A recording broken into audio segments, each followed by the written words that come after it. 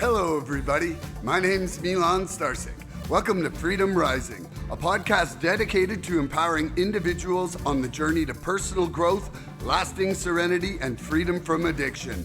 Tune in and join the movement. Your journey to freedom starts here. We neither represent, promote, or demote any 12-step program or organization. We are merely souls on the path of recovery with the desire to expand our lives and experiences and share them with you. Hello, everybody. What's up? Welcome to the 106th Recovery Freedom Rising podcast. I'm Milan Starcic with co-host Andrew Norman, Bryant W., and soon-to-be Scotty N. Today's topic is beliefs. Would you share what this means to you, Bryant, and how you're happy to come and discuss this here today? Good morning, my friends. Good to see you. The coolest thing that I think has happened, but it takes courage to do, is to reassess what's been driving and motivating my decision making over my life up until now. And what came abundantly clear is I did not have the types of beliefs in myself, other people, or other things to have trusting, healthy, kind of, I don't know, life-giving experiences. There was like a lot of insecurity. There was a lot of distrust. There was a lot of, well, you did this, so it was always some sort of duality where I was kind of, I tried my best within the operation system that I had, but I think a lot of the beliefs that were taught to me were vacant of any real, I don't know, something to really grab onto, and or they were unhealthy. Like, I think they were kind of ego-centered and potentially isolating type of thoughts, isolating feelings. And then, of course, now I like to believe that I know things instead of just believing in them. I don't know. I think a life full of just belief is sort of, I think it's something that put to the test and put to the fire. You need to know things instead of just believing in them. And I think that that's the greatest gift that's come through here. I still think there's a lovely aspect of beliefs, and I think that's a wonderful thing. But I think the biggest difference now is that I feel like I actually know something. I have a foundation that I can rely on, whereas my previous beliefs couldn't hold up under pressure. And I think that that's the greatest change. Wow, I love that final statement on that, BW. That was really tied it together in a wonderful way. I never thought about it like that, and I've got to say that that definitely echoes into my experience. Mr. Andrew N., the Virginia Beach Peach, would you come in? Good morning, boys. Good morning. This is like an impromptu because it's a Memorial Day here in the States. I get to be with you guys today. It's like a bonus episode for me. Thank you for allowing me to be here, and thank you for asking me to be here, guys. Belief. You hit it off, Iceman. When I came in here, we talk about a core belief system, right? In general. That shit was broken for me, man. I was such a broken individual when I came in here, which was necessary, right? It's kind of like that, your whatever your rock bottom is, right? And that brought me in here broken, man. I didn't come here willing. I didn't like walk in because I researched the program and came in here, with my head held high. I came in here fighting and clawing. I didn't want to be here. So I didn't trust myself, let alone anybody else. Yeah. Like anything they said. So why am I gonna believe in this, a group of people that are meeting in a place, drinking coffee, a little strange, right? It's just one of those things where as a drug addict, I'll keep it on me, man. I was like, bro, that's not me. It's not me. So at that point, I'm still not, my higher power was myself, right? The last dude I used drugs with. And And so believe in something greater than myself. You know, when I came to these meetings and I was getting my paper signed, but I still had to come back, I remember thinking like, you know, there were like 30, 40 people there, and people were really happy. And I thought they were full of shit, but I would see this consistent happy. I think, look, I'm like, this is fucking crazy. What's in the coffee? Something's up. Something's up. There's something behind this. But they hit me with the same feelings and the same, just, man, they were just happy. Right. And so even at that point, I was thinking, you know, they obviously believe in something, man. When I was growing up, I knew there was something going on, right? I went to church. We went to church. I was baptized and all that stuff. I knew there was something going on, right? You go to church, you get that feeling, the hair raises up on your body, right? Little things like that I could tap into mentally, but I was kind of shutting it down with the drugs. But when I started understanding that this whole thing is like spiritual, not religious, right? This is a spiritual program, and spirituality can be anything you want it to be. And I heard people talking about it in a way that I could understand, right? It's something that you know, whatever I want it to be, as long as it's not me.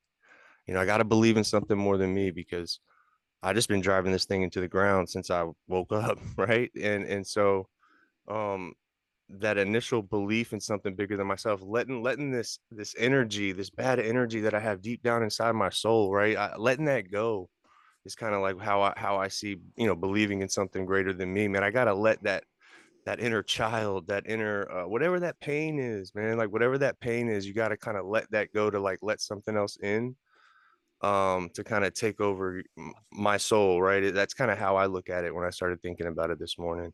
And so then I can turn it over right now, but now the work, now I got to do the work, right? If I can believe in something, now I got to really pinpoint what I'm going towards, right? Belief is a very general statement. Having belief in something, you know, you become what you believe, right?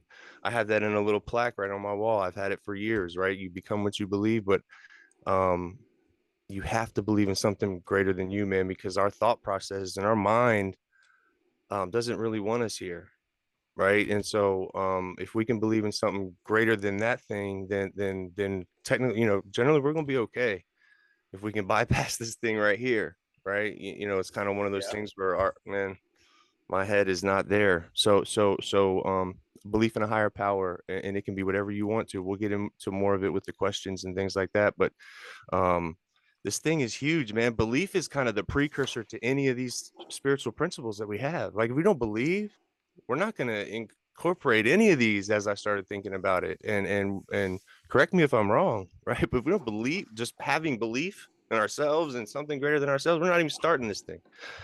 Pass it to you, Yeah. Milan. Woo! I'm liking how this one's starting to sizzle up in the pan. You know, first we had the Iceman, born from the storm, coming in, and we had the Whoosh. Virginia Beach peach, sweeter than you've ever seen. And you know, for me, I was actually the one who picked this topic. I'll admit it to the audience out there. And the reason that I picked it is I was listening to this speaker tape a couple weeks ago, maybe three even now, and it was this real old timer on there, and he was saying that he had not experienced true relief from the program himself until he started doing inventories on his beliefs, Yeah. because he had done his resentments, but there was still something there that was holding him back from freedom. And you know, and from his example, which you know, like his thing was like his belief that, you know, that he was unattractive and not worth anybody loving him. You know, if you Yeah. knew who he really was, you wouldn't want to be around him. You know, so that Yeah. was keeping him from being his authentic self. And it really goes deep. Like, you know, beliefs are something that we do have the ability to change, but what I'm coming to see upon looking at a little bit more directions of things since I heard this speaker tape is that, you know, somebody may say something to you when you're a kid, and Yep. as a child we're impressionable, and quite Yeah. often we'll believe something positive or negative said to us by an adult. Now, the Definitely. habit of that big belief becoming a statement we regularly say to ourselves is us echoing that in our mind. Now, the way to become one of the ways to become free of a belief like that is for us to start saying gratitudes and affirmations and replacing that negative self talk that's happening inside our brain with positive statements. What I understand from things that I've listened to is that we're not to try to stop that negative self talk. That's going to happen regardless. But what we do is in the spaces between that, we replace it with that positive self talk. And that positive self talk will eventually replace that negative self talk if we are consistent and do that enough times. So I just I'm on a journey right now where I'm about to start a step 4 on my beliefs. And I just want to see, like this would be a great kind of on air example of like a before and after for me. Anyway, everybody out there kind of see, and I'll talk about it once I'm done it, how what I feel like it changed in myself. But it was just something that until I heard that guy talk about it, this is one of the things I love about this program is that I don't have to invent the wheel to like driving the car. And I might never have stopped to attack my beliefs. Like I might have thought, oh no, I'm not believing that anymore. And then I'm still acting on that belief. And the problem is Yeah. with these beliefs that don't serve us or quite honestly just aren't true, they don't give other people a chance to really actually be themselves to us because we are filtering what they're doing and saying before we even receive it through this lens of that perception and that belief. And so, if we are to ever be the still water that can reflect the world back truly and acting truly as a clear water would reflect, right? Then we have to start being able to perceive things as they really are. Yeah. Love that, bro. That's Oh, yeah. beautiful, man. And Yeah, that was so, awesome. Love um, that shit.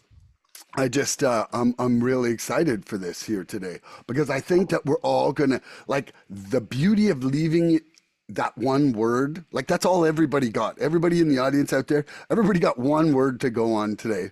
And we're gonna come at it from a bunch of different directions, and that's what I love. Dope. I love the combined thought process that we bring to each other in these episodes. It's just accelerating my learning about life. And Right I'm going to on. leave that there. And Mr. Ice Storm, born from the storm, would you like to ask Andrew a question? You better watch. You might get some peach juice on you, though, because it's so sweet. Oh, it might sizzle I'm you all, out. I'm all for it. He's like, juice me up. Say, bring it, man. He's Dang. like, I'm the You, juicy This fruit. is what you waiting this is for? a big old vague banger. Hell yeah. How did you come to believe? Wow. How did I come to believe? Um, that's a great opening question. Yeah. Um, I'll just kind of piggyback on my opening, what I was talking about in the opening. Man, I came in here completely broke down, right? Beat down to where, I remember being in active addiction, wanting my disease to take me out.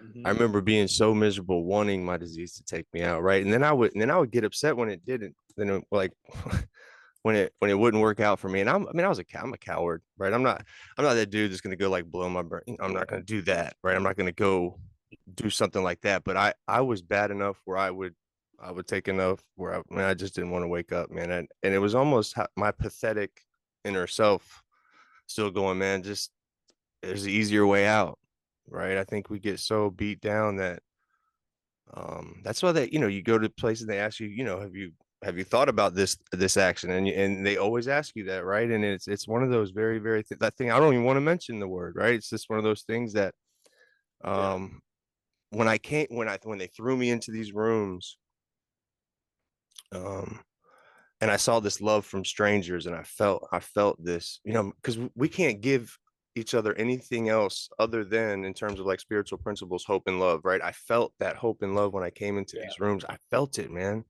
I felt it.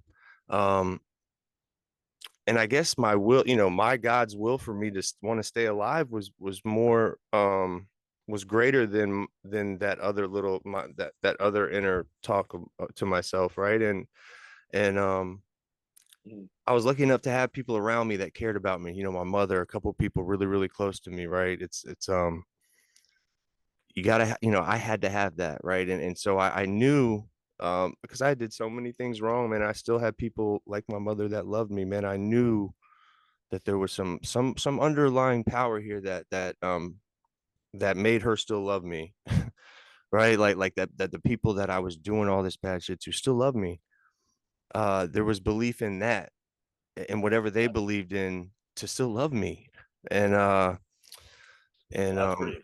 I just tried to tap into that, man. I tried to tap into that. I tried to connect the two almost, man. The love I was feeling in these rooms and the love I was getting from home. And I'm trying to surround myself with like a pillow of love, right? As I go into this thing, because I realized that I had to stop fighting.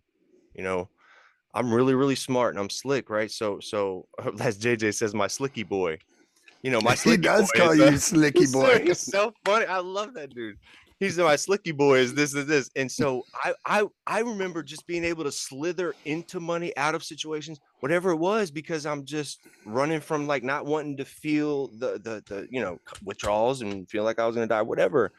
So as I'm coming out of this thing, man, I'm seeing all these people living and enjoying life, and so I heard early on, this is a spiritual, not religious program. Spirituality is whatever you want it to be, as long as it's not you. Can be that doorknob right there if it talks back, right? As long as it's not you. And spirituality is for those people. And correct. If let me ask you if you think this is true, Mr. Bryant. Spirituality is for those who, uh, I've said this before, who don't want to go to hell, or religion is the people that don't want to go to hell. Spirituality is people who've been to hell and don't want to go back. Yeah. So, right, I've been to hell. I'm coming out of hell here. And the most spiritual person in the room is the one who can be most honest with how unspiritual they can be. Think about that. So it's about meeting people where they're at, right? And knowing that whatever you're tapping into is okay for you, and whatever I'm tapping into is okay for me. And let's just do this thing together, right? And that's how fluid and how beautiful this program is, because we're not fighting any religion or like God. It doesn't have to be Jesus that walks on water. We don't have to get into this argument. It doesn't even have to go there. There's a lot of people that do say God is my higher power. I know God's got me.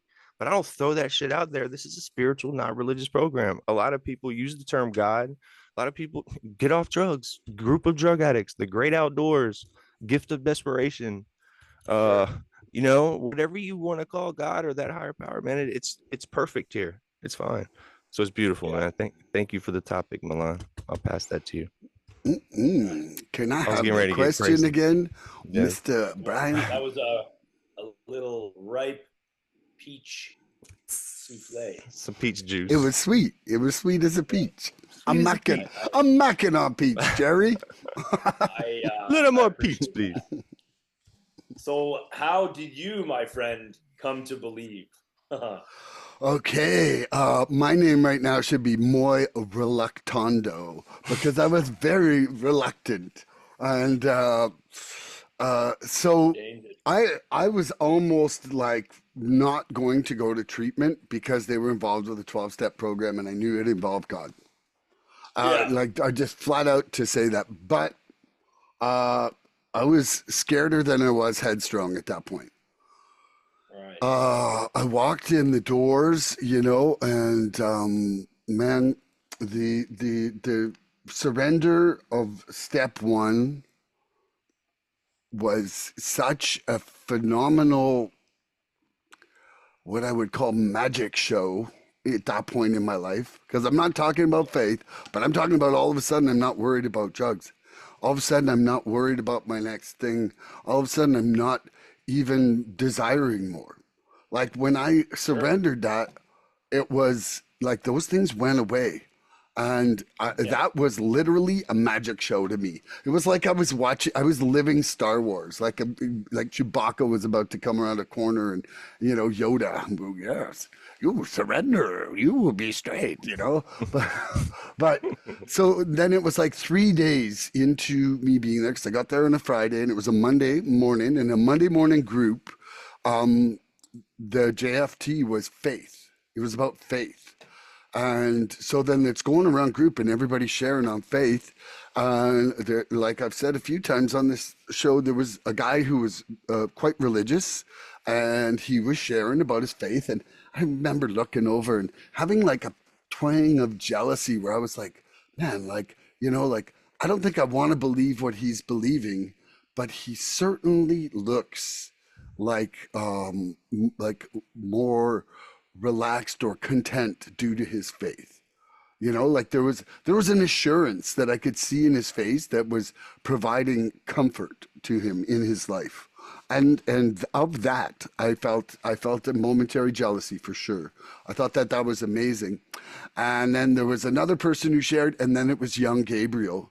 And when young Gabriel was sharing, he was talking about how his relationship with his higher power really had grown so much since he had got there. Young Gabriel is pretty much 6 weeks almost to the day before me, his sobriety date. And how in the last 6 weeks that had really started to be part of his life, and so I realized that I had a higher power for songwriting. I had a higher power for creating a song, and I didn't have one to save my life. And I just read this quote this morning, and I don't want to misquote it, but I think that the quote was, addiction is such a great liar. It had me fooled that my life was worth nothing. Yeah. And basically, I realized in that moment that I was putting no value on my own existence. Not even the same value as a song. Yeah. And for somehow in that moment, I made the choice, or just came to the understanding, and it kind of that higher power that I was using for my songs was now going to be my higher power, this universal energy. And for me, I call it the universe, and I just started bawling. Everybody thought I was fucking nuts, because it wasn't even my turn, and I'm like bawling while Gabriel's still sharing. And then it's like, a couple more people before me, and I couldn't even stop bawling the whole time. And by the time it got to me, I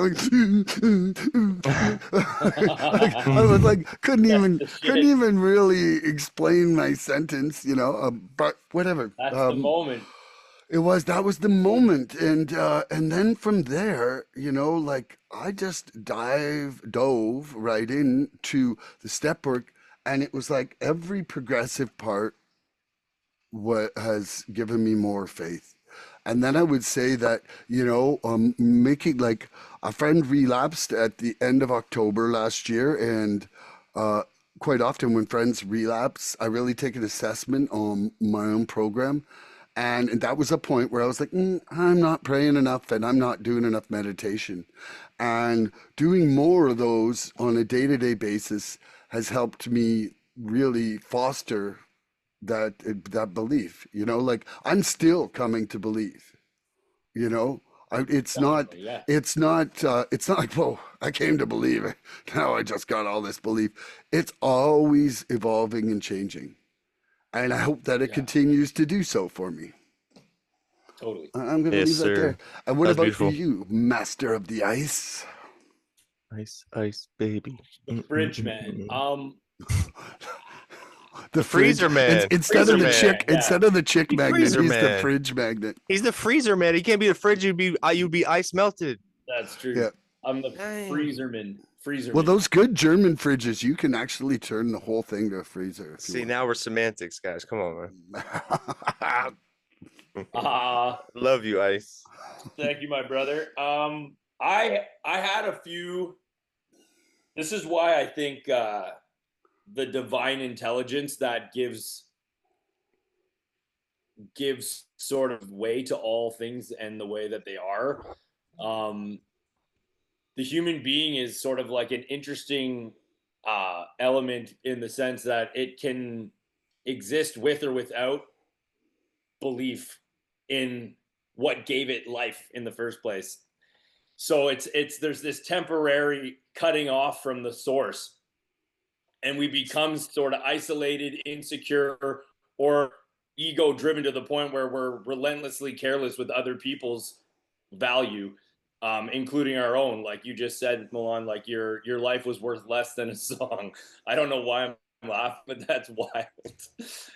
But some of And the like songs kind were of pretty beautiful. good. I mean, they're pretty good songs, some of them. Yeah. I could see why you, yeah, I could see why you felt. So I too was like absolutely mortified and mangled by the time I was willing to do this process.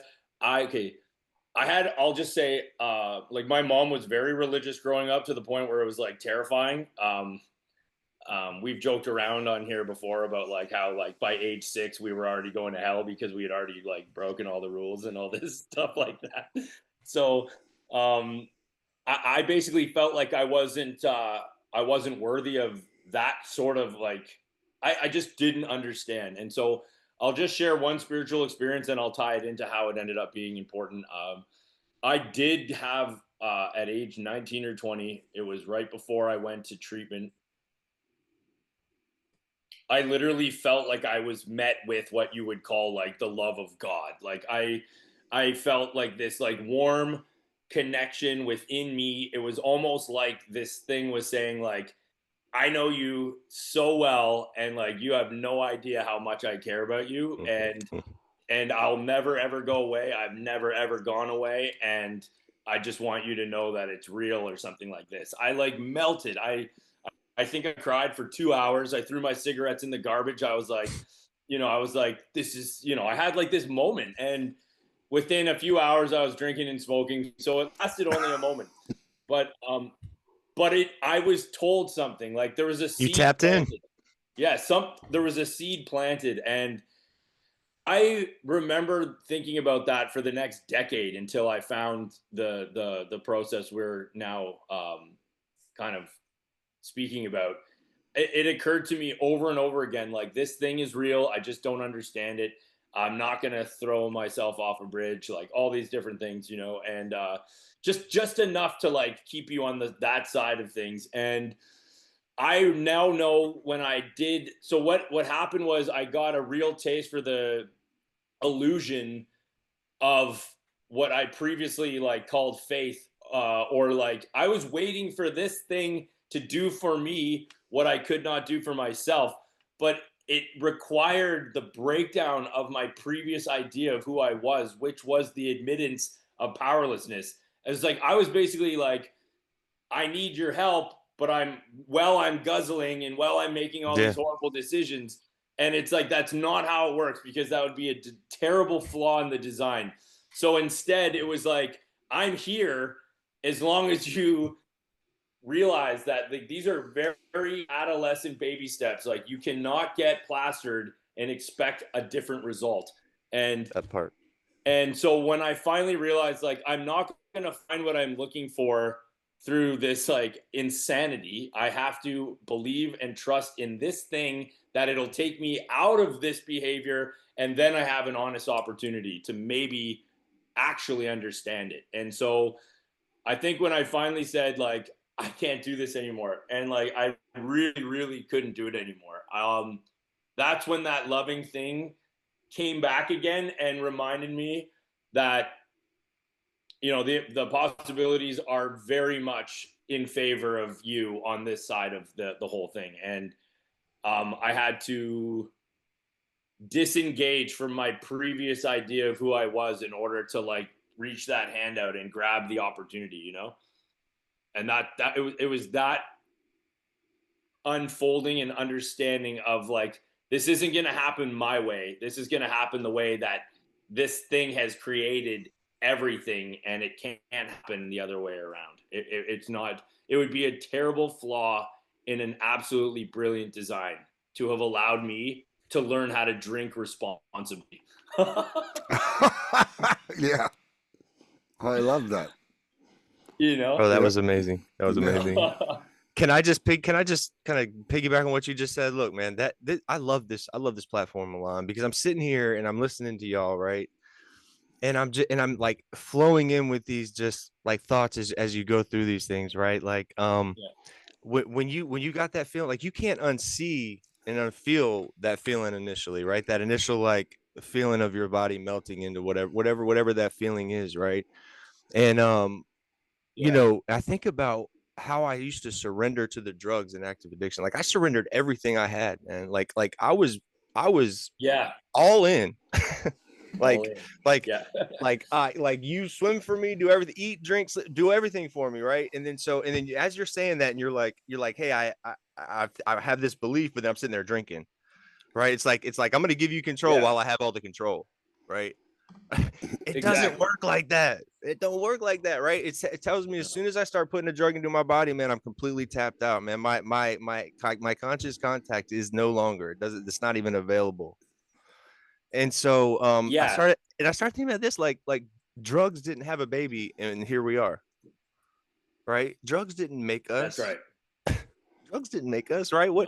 Why are we gonna be so loyal to the drugs and like surrendered to the drugs and have this unwavering faith that the drugs are gonna get us through for the day as long as we have them, right? Yeah. Yep. What happens when you can't get them? Ooh, You know that what I makes for mean? some Like, horrible right? moments. Like, hey, we got a problem now. Whoa. We got a Look big who's problem. here. Scotty 2 Chains. Hey, you know what? He's here just in time for you to ask him up, that brother? question there, Bryant. So yeah, the drugs. Look, it's crazy. It's crazy, man. It's a beautiful question. I'm glad I kind of said that so we could get Scotty in here to answer it. That's perfect. Yeah. So the question was broadly, but maybe poignantly, how did you come to believe? Believe in what? That's a good question. Ah, Yes, well, yes. look at you go. Right off the bat, he's got a zinger. By the way, you're looking great, Scotty. Well, they Thanks. say we came to believe. So how did you come to believe?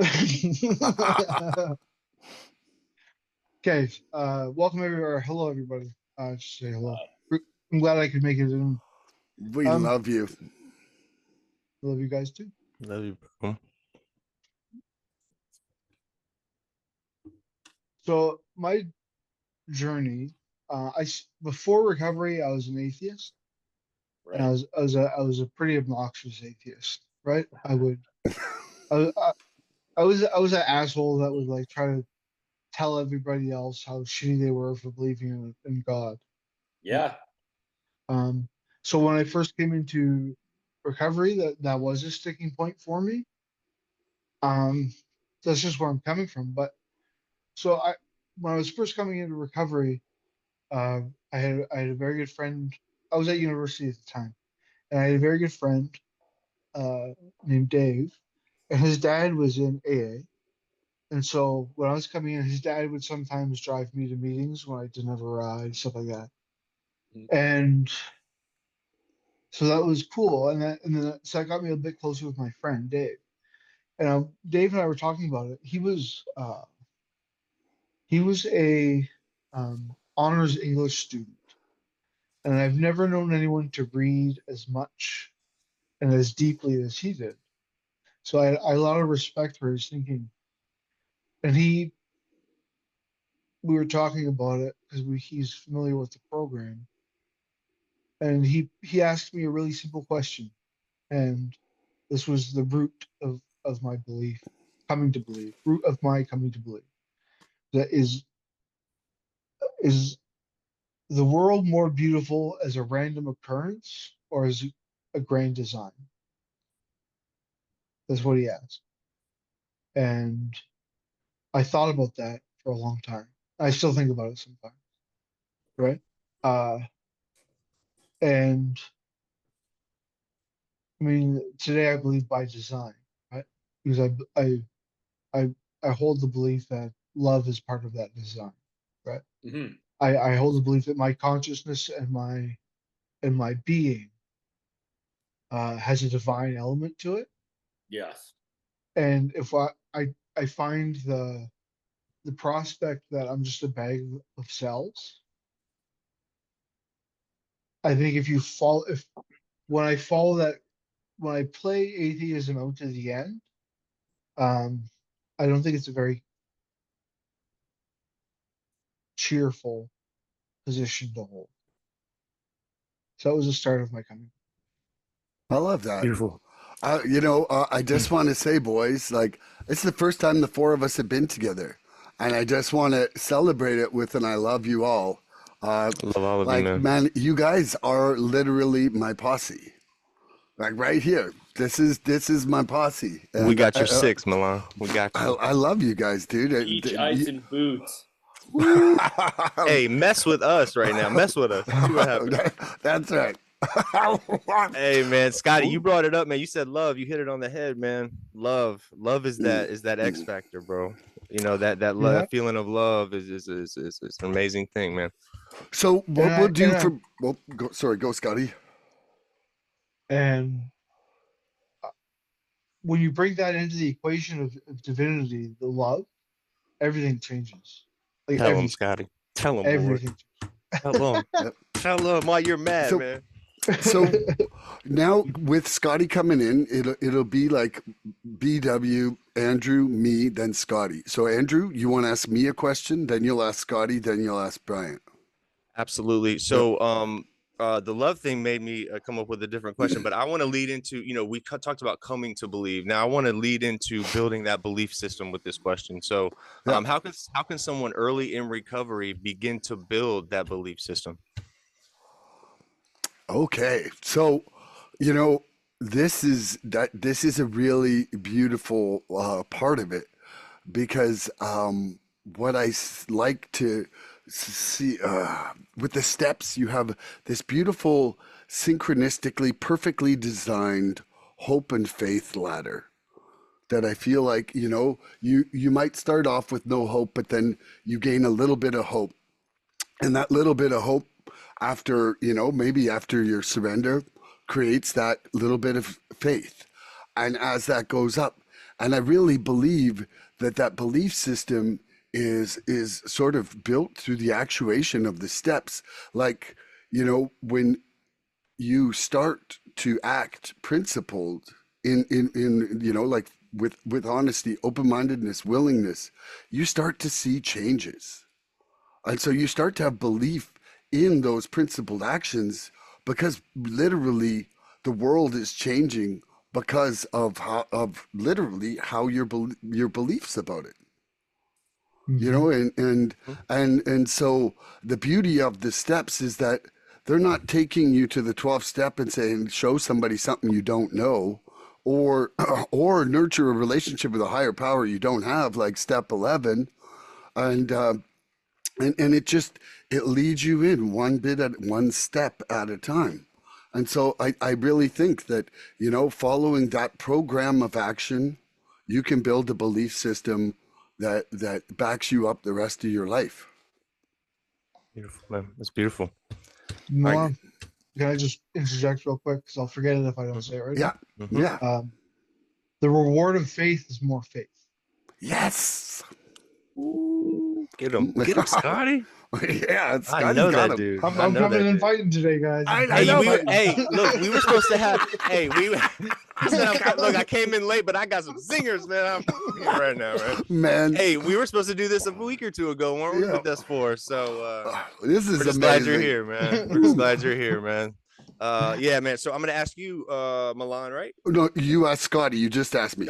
Okay, cool. Yeah, I'm so stupid. It's okay. We just gotta readjust to the quadrant. Scotty just punched me in the mouth, man. I don't even know where I'm at right now, man. Hey, so we talked about that moment of belief, Scotty. So let's Yeah. go into the building of that belief system. How can someone early in recovery begin to build that belief system? Okay, so I can only speak of what worked for me, really. And um, I can remember through that process of that question. So then I started looking at things like And maybe there is, maybe there isn't. What the door got open for me to believe, and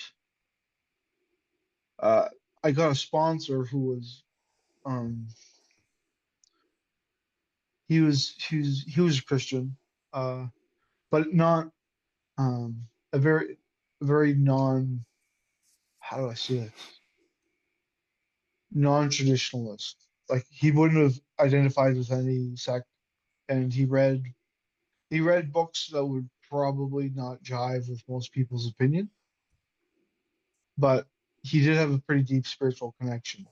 And he told me that because I was wrestling with some issues with my father and my life and all that kind of stuff. And he's like, "Have you tried praying?" Uh, I was like, "No, I don't pray." And he told me, he said, "Pray for God to reveal Himself to you." And I wish I could remember what happened, but I'm foggy on the details. But so that's what I prayed for. I said, "You know, God, I don't know if you're out there. I hope you are.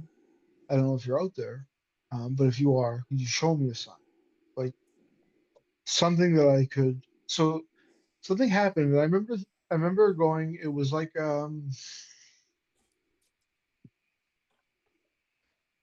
it was something happened, and I was sitting there. I'm like, is this the divine entering my life, or is this just a random occurrence? Right? And then the idea that God doesn't do things accidentally. So I was in. I looked at that and I went, you know what? This is my leap. This is where I jump with both feet, right? And um, so from that point, I started praying out of gratitude and out of um, knowledge, I guess, or a starting of that knowledge.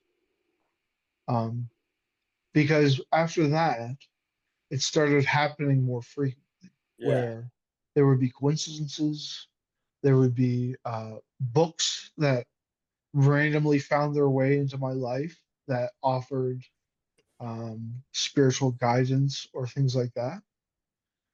So, um, so yeah, so it was praying for God to reveal Himself, and then I ended up reading books um, what the condo I was living in had a leave one take one book stack in by the front door, and I picked one up, uh, just just at random, basically. Um, it was by a Swedish philosopher, Lundqvist, and it's the story of Barabbas. And it was the entire thing. And I don't know if you guys are familiar with that story, but basically it was like a gangster type dude that got saved by Christ, physically saved, like in the time of Christ living. So I mean, it wasn't like fiction. I mean, it wasn't nonfiction, but it was based off of some things. I got a book written about an inner city.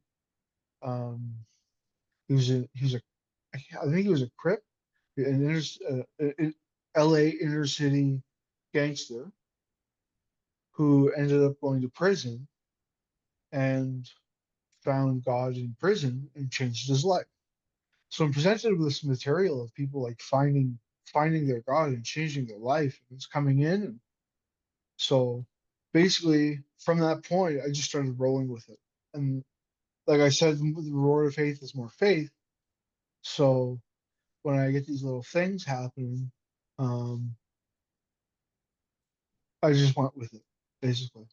Right? That's beautiful. That's beautiful, man. I love that. I love that. Hey, look, faith is just proof that we trust God's voice over our own vision. There's your first singer. Mm, I like There's your that. first singer, big I dog. like I like that one. Man, I love you guys. You know what? I want to interject one thing, man. Just 15 minutes ago, I got a message from my oldest nephew who's just done 6 months sober because he got inspired by my serenity. Let's go. Let's Hey, yeah, yeah, Oh, yeah. go. yeah. Oh We'll man, see you up I here, was man. almost crying. It was so. That's beautiful, man. I've That's worried about him, beautiful. so it's quite a magical thing. That made my day. Thank you for telling us that, man. Hmm. Yeah, that's great. Seriously, seriously. All right, I'm coming to you, Bryant. Bryant. You ready, buddy? We talked about coming to believe. Now we're talking about building that belief system. How can someone early in recovery build that belief system? Tell them how you did it, son.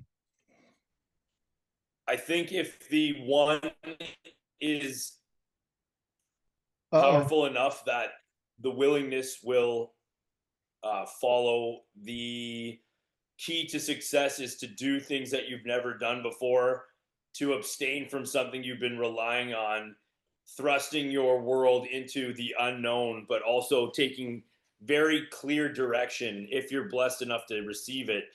I think that after that, it all becomes experiential. Like that's the way that the God of my understanding works. Just like Scotty's in, like these things just, I just like it. It is too wild. It's too personal. It's too beautiful. It happens in here and in here. When this starts communicating, you're and then next thing you know, you're willing to do things you've never done before. You say no to things. You're like, no, like, no, like, dude. They say the path gets narrow. You can't mess around once you find the truth. Like, you can make lots of mistakes, but they're different. They're different. It's usually because you're scared or you're just a human being. It's not because you're like, I'm doing whatever I want and I don't care what happens. It's like, oh yeah. So like the way I see it now, when people are like, again, it's not even like I'm saying this about a person. It's like when people are arrogantly, like blatantly just like, I'm doing it my way. It's like, no problem. Like, I mean, they say there's two paths. There's like the path of the selfless and the path of the self. And the self-centeredness is what got me in the most trouble. And like, and the diminishing of the, what do they say? The right sizing your self-importance. It's like, I hate to admit it, but like, I'm just not that, it's just not about me. And that's like, oh, wouldn't it have been nice if I was like one of these special people where all these millions of people are like, do you know Bryant's like, wow, he's good at that shit. Or like, would that not have been,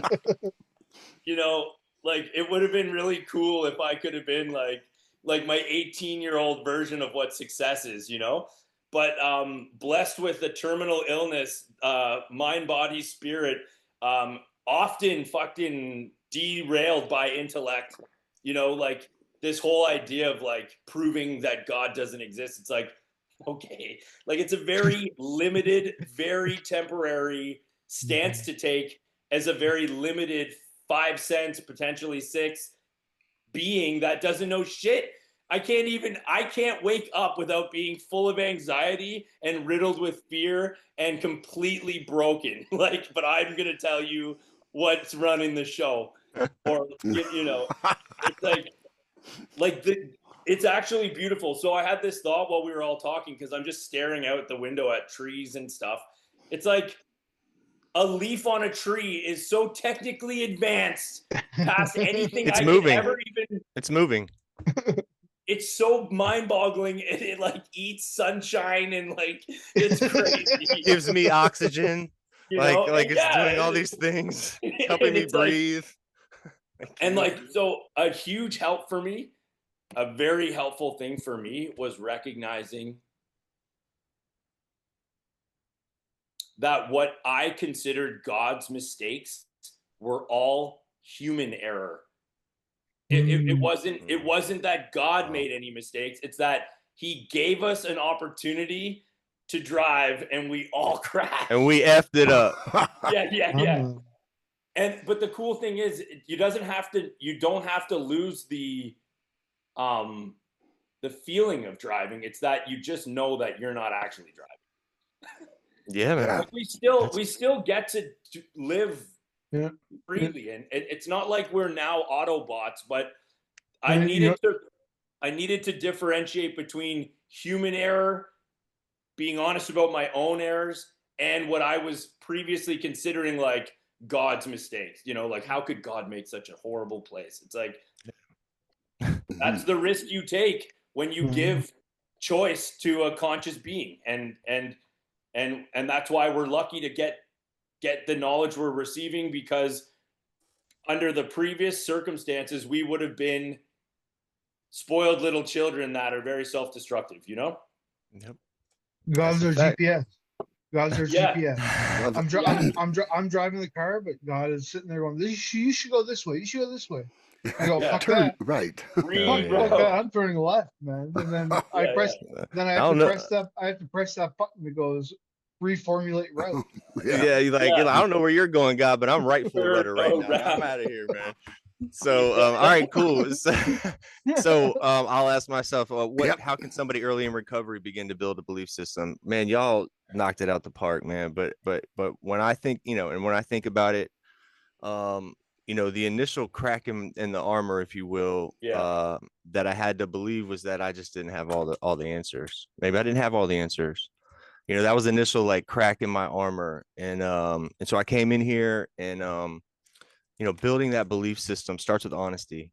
I mean, it all starts with honesty for me. Yes. Honesty, open-mindedness, and willingness. That's kind of the how of the program, but it starts with being honest. And I had to be honest about what I didn't believe in. You with me? Like I had to at first be honest what I didn't believe in. That's what helped me to come to understand what I did believe in. And my first thing, and y'all feel me if y'all felt this. I first believed in anything. The only thing I believed in was that using didn't work. Right. I understood that using drugs or substances or drinking was not gonna work. And when I saw these people, in fellowship and singing from that same hymn book, and everybody was happy, they were going out to eat with each other and all that stuff. That was my initial belief in, like, I almost borrowed their belief, right? That's almost kind of what we do, right? Act as if, and you almost borrowed their feelings and actions. I almost tried to play like I was them, right? And it got me in a way where, I could borrow their belief, and then I took the group as something higher than I was, right? At the beginning, that initial hope that I needed, it was the group. That group could carry my hope when I couldn't. The group was something bigger than me when I didn't know what to believe in bigger than me.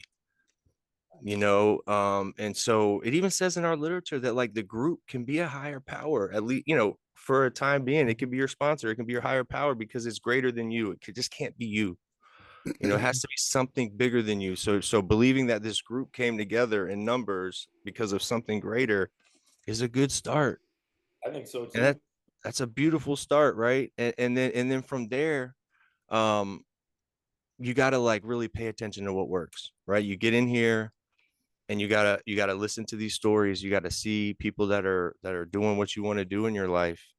And you got to really pay attention to the things that work, learn from your mistakes, and little by little you gain experience in this program, and through that experience, I'm shown what I can believe in. I believe in the power of connection. I believe in love. And love is the most powerful drug in the world, Scotty. Try it. It is the most powerful drug in the world. And it's the most powerful spiritual principle that we have in the 12-step fellowship that I attend. The most powerful, and it's one of the only two that we can give each other, man. Hope and love are the only two that we can give each other. I can't give you any of those other ones. So I leaned into that, man. Love works. Love that love language, man. I'm all about it, right? And then it rolls into, like, the step work as a framework for that belief system. Milan, you hit on it. It turns us from hopeless people into into hopeful people, right? Like, we're not going to find hope hanging out with hopeless people. We're not going to find help hanging out with helpless people, right? We come in here and we hang out with like-minded individuals that are trying to do the same things we are. And we all hold each other accountable, and we all stay in that lane of believing in something greater than us, because if not, man, we know what's out there for us, man, when we get in our own heads. So with that being said, you got to have time to reflect on that belief and really tap into it. And obviously not being on drugs allows us to do that. you know. Yeah. So come in here, see what works, adapt that to your life, but borrow it at the beginning. That's Yeah. my talk on that, is Yeah. like borrow it until you find it for yourself, because it can be whatever you want it to be. It's just really beautiful once you tap into it. So stay connected. I love that. Um, okay, so Scotty, I just want to do a quick refresher. What on the intro shares?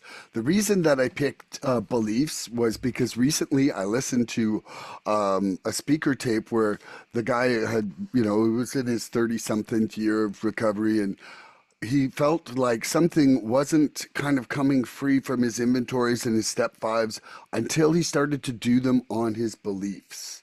And there were certain Mm, beliefs from his childhood that were holding him back. yeah. And and so I've started to kind of take a look at that, and I'm actually wanting to start a step 4 on my beliefs actually coming up here. And Mm, so this question kind of relates to that. Our beliefs shape our reality, and in recovery, we begin to question the ones that kept us trapped. What belief about yourself do you still need to surrender, and how has this been holding you back in your life? It's oof. going deep. We're going specific. It's basically like be honest or be frivolous. Yeah.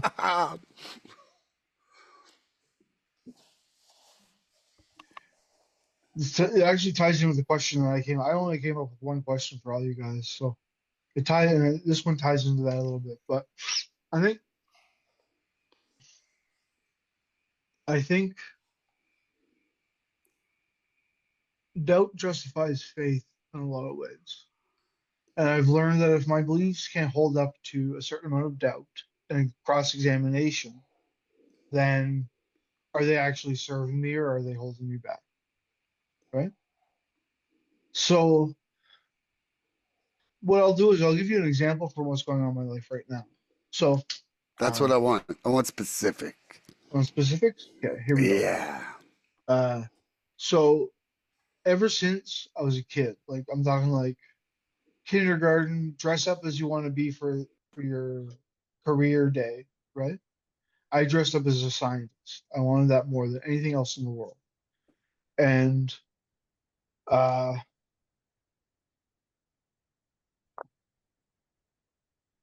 in my journey, uh, I did get to go to university. It's a well-known undergrad university. It ranks very highly. Um, so there's a lot of pride going there. I was able to do uh, scientific research even as an undergrad, stuff like that, right? And that dream of being a mathematician or being a physicist was coming to fruition. Now, part of what I've come to realize is that that was a point in my life where God gave me everything I wanted, Yeah. everything, right? And what happened? There was the I got cut from the university football team, and I didn't have the tools to deal with that. And that's when my addiction went like it was like I had two options, right? I could take my lumps and move on, or I could fall into addiction. And I was already on the path of addiction, so that was the next logical step for me. Um, and I didn't give a shit, right? But anyway, I've held on to that dream of getting a university bachelor's science degree my entire life.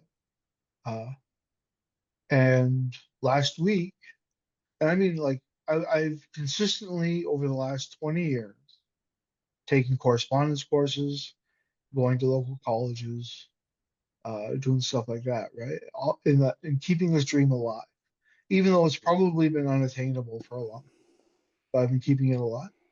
And last week I dropped out of university, and that is because I had to come to realize that this was not going to ever happen, and that I'm torturing myself over nothing.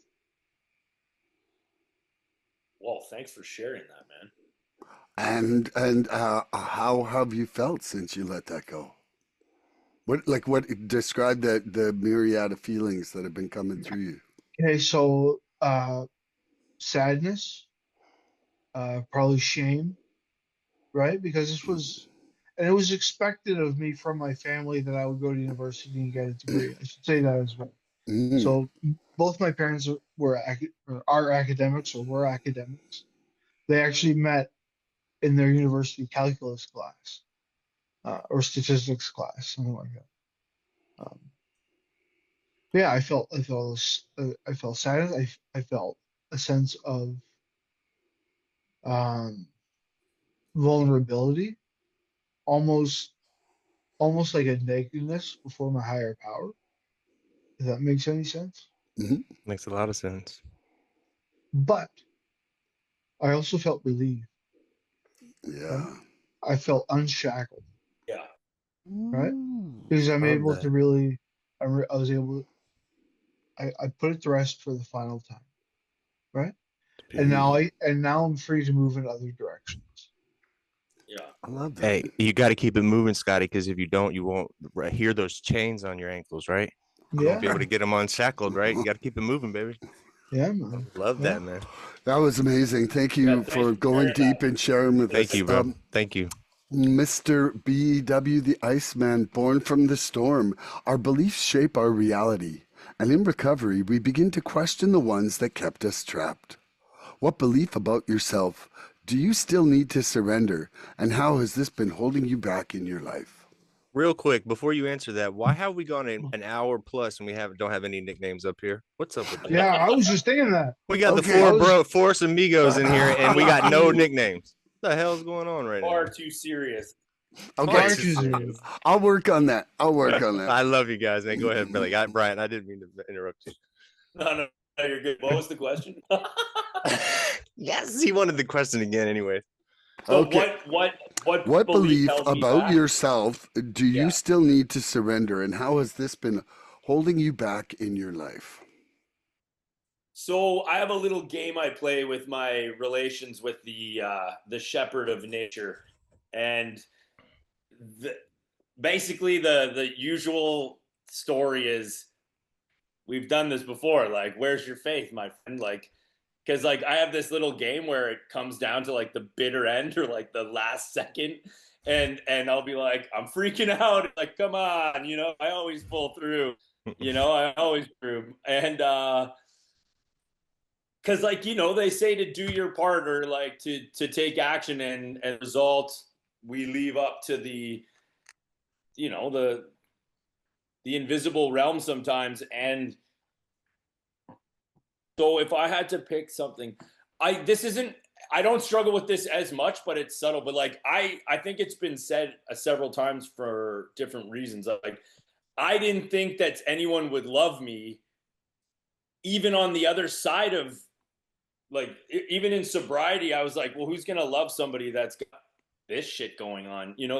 Like I genuinely believe that my fundamental problem going in was I'm not good enough, or there's something wrong with me. And then I didn't know if I would be lovable even on the sober side of it. So I really struggled with the belief system that I wouldn't be loved. I wasn't going to be embraced. I would always have to settle for less because I was flawed, or I was always going to be this like somewhat damaged thing that the quality of person that I wish to have in my life wouldn't want me, So there was some like busted ass belief system in that respect. I don't struggle with that as much. It still comes in subtly, especially with the breakdown of like my what was my life like a year ago. I'm back to being like, well, I got lucky with that, even though I clearly didn't. But basically,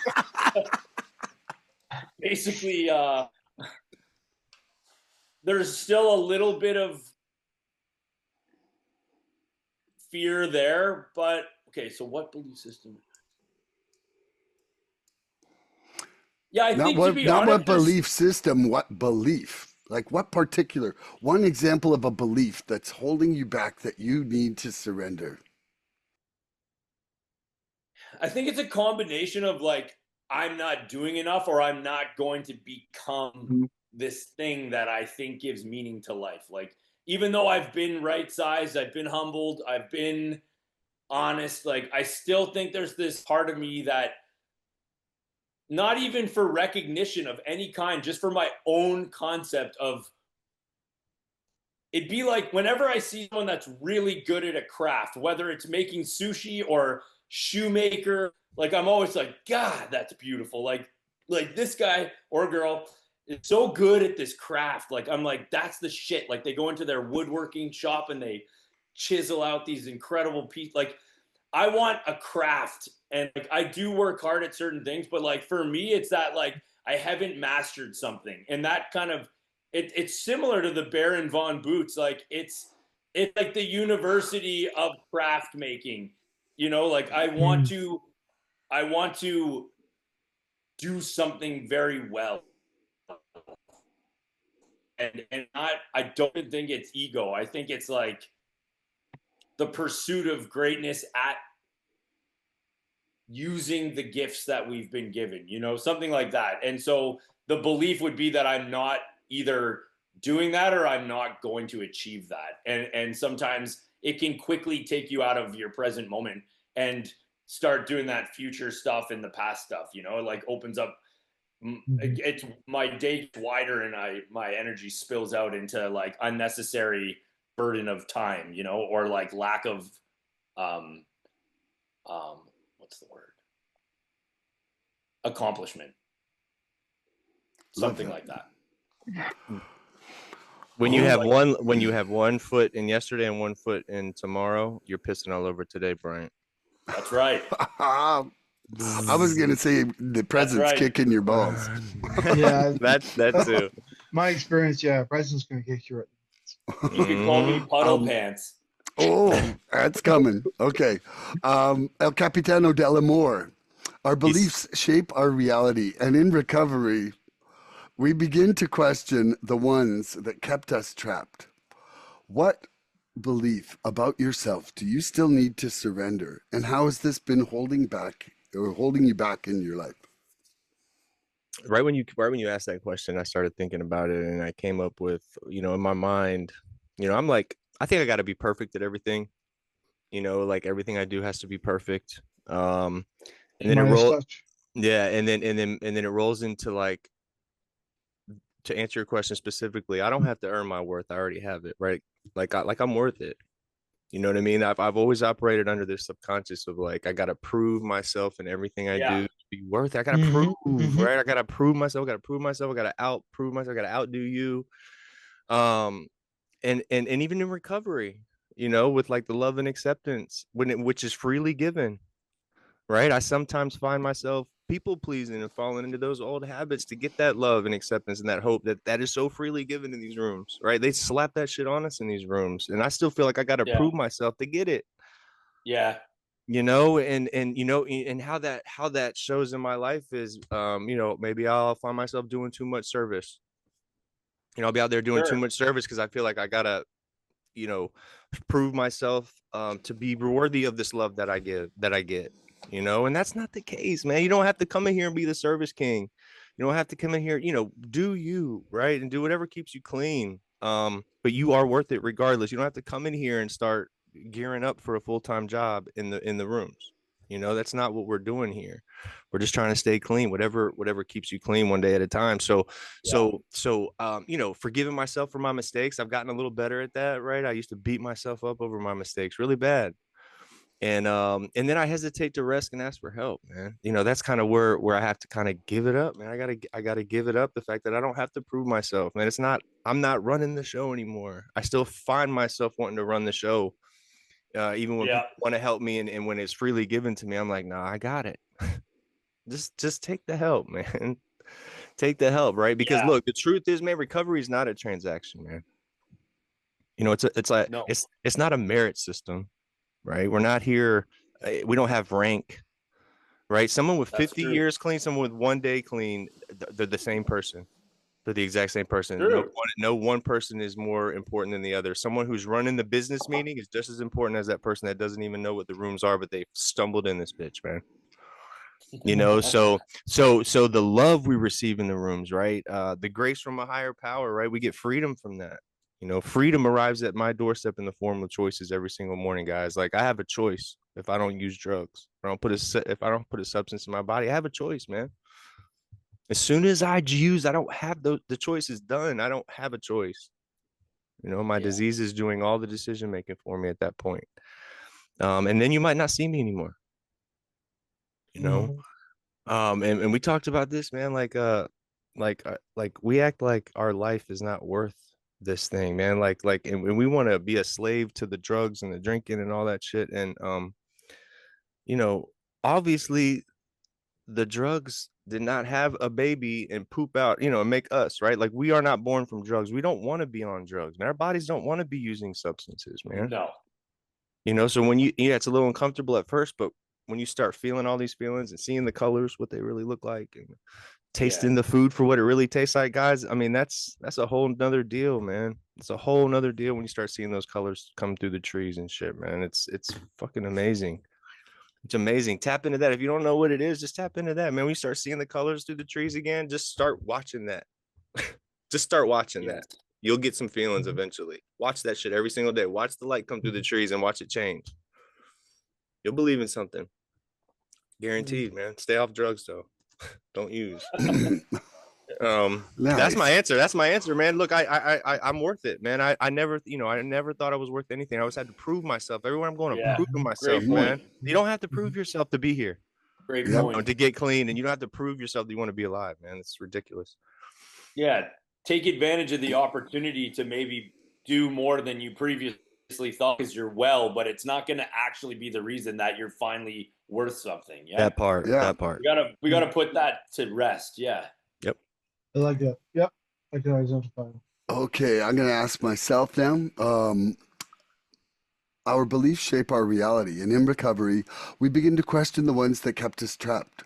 What belief about myself do I still need to surrender, and how has this been holding me back in my life? Well, there's two things, but there's one that was, literally, I spoke about this with Bryant yesterday when I was driving home from somewhere, but it had to do with, I have always felt that if I act a certain way, I deserve or should receive a certain type of treatment back from other people. And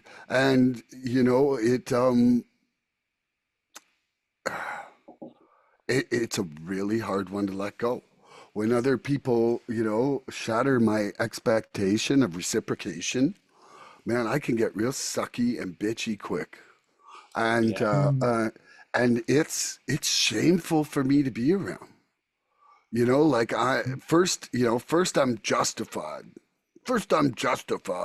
I'm justified in my anger. And then I'm just like, man, I'm just like being the most uncomfortable person to be around in the world, and I hate it. And then I'm embarrassed and ashamed about it. And man, I need to surrender that. And how that's been holding me back is that it's still letting other people's actions control my emotions and my day. And that's a crippling place for me to be in. It's just, it makes it so that instead of just a bad moment or a moment of uncomfortability on the trajectory change, it could ruin the rest of the day for me because I'm not surrendering it and because I'm not free from it.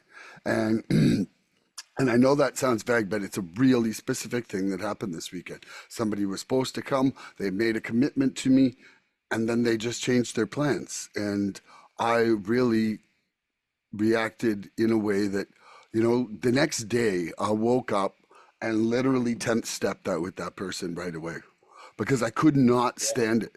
I could not stand. I was like, I cannot go through today, continuing this feeling. And I had a session with my sponsee who's in Ontario.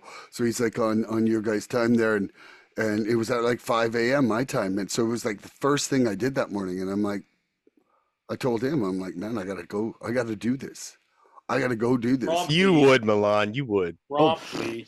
It was the first thing I did when I hung up with him because I couldn't handle to go into the day, But I do want to touch on one other thing because I talk fast and I spoke quickly there anyway. But there's another one, like, that the one thing that I heard that guy say, like, if you knew who I really was, you wouldn't like me. It's like that one, man. I think there's a lot of people out there who suffer from that. And you I know, agree. like when people are like, "Oh, I'm not very confident. Oh, I don't like to speak in front of people." I bet you 90% of the time it's born from that feeling because Mhm. they're like, and it's something that I just didn't think about in that exact series of words. But now that that guy said it and I thought about it, it's like, man, that is controlling so much of my actions. And what it's doing is that it's not even giving you the chance to know me. Like it's not even giving you the chance to get to know me when I filter that my actions based on what I think you'd want. You know, like no chance that I'm ever going to reflect like that you even have the chance to really be you because I'm not giving you the true information, you know? And it's like a lie born from a lie born from a lie born from a lie sure has a fucking very small fraction of the truth. Mm. Right. Yeah. Milan, will you do me a favor and change your name to Milan's Daily Inventory Starcic, please? Okay. You can call me DI Starsick. Because broken belief is not cool. We need Yeah. you. You don't have broken belief, but you are the step 10 master, man. I need daily inventory. I love you, man. That's awesome. And so now it is the Baron von Boots. We call him Woo. BVB for short. That dude. And you're asking Crystal Drippins. Am I in a different podcast? What's going on here? Actually, something you said, Milan, that I could just do a Yeah, quick follow up on. absolutely. So, I'm doing a round of steps, and I'm going through a book called The Gentle Path to the 12 Steps, Oh yeah. and it's kind of taking a different look at my behaviors and addictions and stuff. And it's not a very gentle path. The title is a lie. Um, but it was doing going through steps 2 and 3. It asked a very interesting question, and that is, it was an exercise where uh, you start 5 sentences with, "I'm only lovable if," Right. Ooh. and then you fill it out from there. And I feel like that what you were talking about really reminds me of that. Where like I really there was a lot of belief system I had, like I'm only lovable if I'm the provider, right? Mm. I'm only lovable if. So I think that plays a big role too. Anyway, so my question is, uh, how do you know you're developing a belief or you're justifying old beliefs? Ooh. Okay, Like that's where's it, like are you growing? Are you stagnating? You know, that kind of thing. you, Puddle Pants. Yeah, yeah. That's a tough one because I don't rely on anything that I believed in before, if I'm completely honest. Like I believe in some of like the relationships and things that I think had a lot of value. Um I looked at this as like a brand new start, like cleaned up the mess and Hmm. it's a new day. So it's all I'm having a very cool experience just in the last week where I actually do think some things take time to manifest or present themselves in a way that starts to make sense. Like you can sometimes have to trudge through a few months, a season where you know that you're trusting what you've learned. So your beliefs from like, the experiential feedback I've gotten since this thing began, like I have been walking in faith and I have been taking action, but the results sometimes take time. Like I'm just starting to nibble on some of the fruit of a season that was very awkward.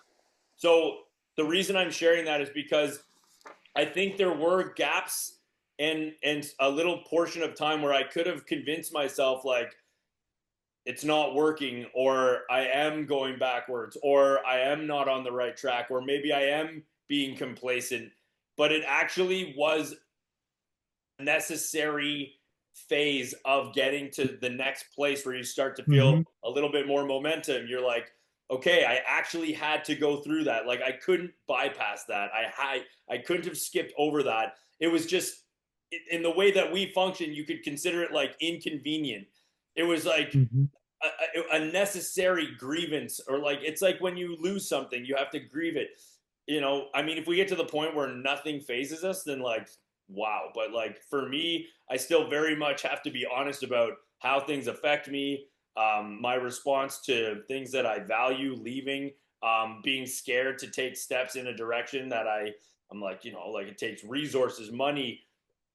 You have to again hope that that all works out in order to accomplish your goal.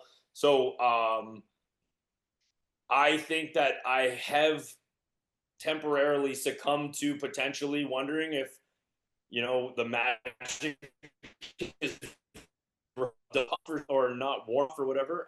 That like that was very necessary, and I was actually still on the path. It was just covered in like 8 feet of snow, a bunch of ice, and some stinky pond water. And some puddle pants. Yes, I don't even know what I just said. Succumbing. Thank you. I love your name, bro. Crystal dripping puddle pants is so I don't awesome. even know. I don't know. So I'm dope. terrified. I want like one of those 3 names. This is one of them. Okay, Baron, you've got to ask El Capitan. So funny. Okay, so how do you know when you're exploring or developing new beliefs versus justifying old ones? Where's that divide? Oh wow. Yeah, I mean it's into the healthy realm of beliefs now, man. I my belief in man, I thought I had it going on in active addiction, man. When I would, but I was just loaded the whole time.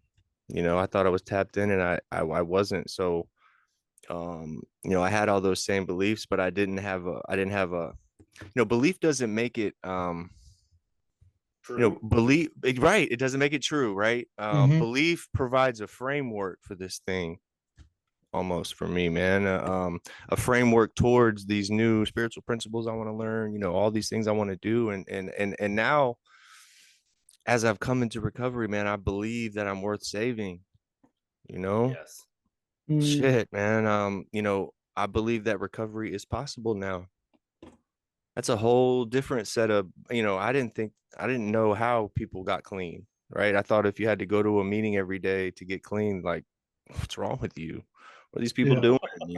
And little did I know, man, that's my new community now, and believing in the process, right? Belief in the process. They say that all, believe in the process, trust the process. Yeah. Trust the process, even when I don't feel like it. It's very important. And I'm able to do that today, man, because I'm in a Just for Today program. I used to think this was some insurmountable task. I had to be clean at 93. You know, what am I? I do not need to worry about that. I don't even need to worry about tomorrow, man. As long as I can stay clean today, Right. man, I've lived a miracle day. That's a fucking miracle if I go one day clean. Yeah. Mhm. Bro, that inactive addiction it wasn't on the radar in my brain, right? It wasn't possible. It was not possible. I could not use for not for 24 hours. Are you fucking kidding me? So believe that love is real. Bro, that was the most monumental part, just knowing that this love thing is tangible, man. Mhm. Nice. And not only that I can receive it, I can give it too, man. And I can give Mhm. it, and that plays a vital role in this new belief system that I have. You know what? And another thing, when you said that, a lot of things flooded to my mind. Look, pain has a purpose. I Sure believe that does. too. I believe Yeah. pain has a purpose. Um, I heard this a long time ago. Addiction is the fear of pain, close quote. Whatever that pain is, man, whatever that pain is.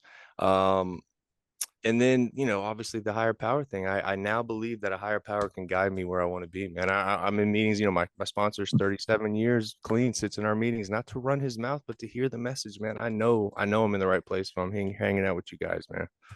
If I want to stay clean the rest of my life, I got people that have been doing it a long time, going through some grimy shit, man, and Yeah, that's right. Mhm. clean, man.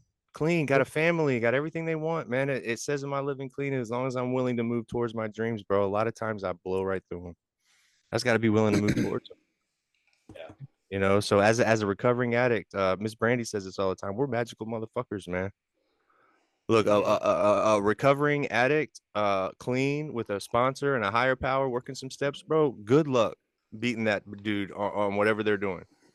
You're not gonna win. You're not gonna get that. You're not gonna get that job. You're not gonna win that race. Ain't gonna happen. That's my answer. I love that. Could you repeat the question, Baron? Sure. So, when is it exploring or developing new beliefs versus justifying old ones? Well, okay. So I think one of the things for me is like, have I been here before? You know what I mean? Mm, Like, am I actually at the same crossroads over again? You know, like I wasn't I wasn't implementing a new belief that I think people should respond to me as they were. Like this on Saturday when this thing happened to me that I was just talking about. I was literally right back where I've been most of my whole life, you know, and so I was rationalizing, you know, like I know yeah. I was rationalizing, and even when I was trying to talk about it yesterday with old CD there, Crystal Drippins, um, it was Compact disc. Come on. it was I was saying I'm like I don't know how to let this go.